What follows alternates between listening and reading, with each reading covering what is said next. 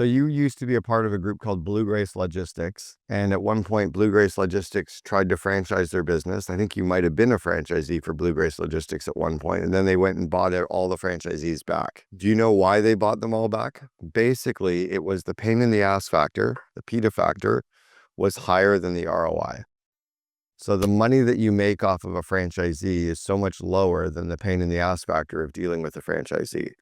Because the franchisees, yes, it allows you to expand quickly and make money off other people's money and other people's back, but the complaints, the legal, the overhead, the sales and marketing of it, the problems that they cause don't necessarily outweigh the limited amount of royalty you can charge them. And to charge them enough to make it worthwhile, the franchisees then don't make enough money.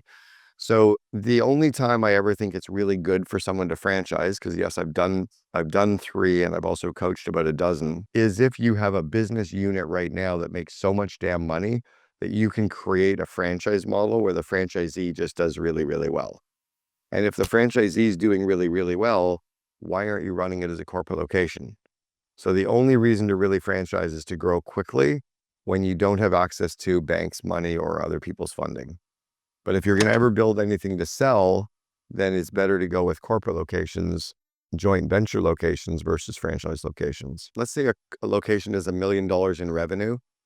If I own that location, I can sell it for 1 times revenue. I can sell $1 million of revenue for $1 million. If a franchisee is doing $1 million in revenue and I'm charging them 8%, I'm collecting $80,000 off that franchise. I can only sell 1 franchise for now $80,000 in revenue. So when Jiffy Lube sold, they were a franchise. They had 600 locations. They were doing $60 million in royalty revenue, and they sold for $60 million. But the 600 locations were doing on average $1 million each.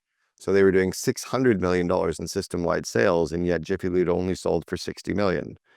If Jiffy Lube ran 60 corporate locations, doing $1 million each, they would have sold for $60 million. What was a bigger pain in the ass, running 60 corporate or 600 franchisees? So do it the easy way, grow corporate locations, and don't be enamored with growing quickly, grow correctly. I asked Steven Spinelli, one of the co-founders of Jiffy Lube, that question after he'd exited, and he went, "Oh shit, we never thought about that." They never actually thought about what the pain in the ass of growing a big franchise network was versus the.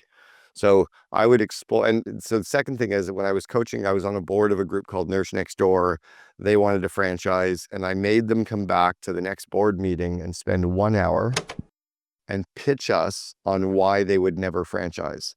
Even though they wanted to franchise, they had to spend 1 hour selling us on why they were not going to franchise.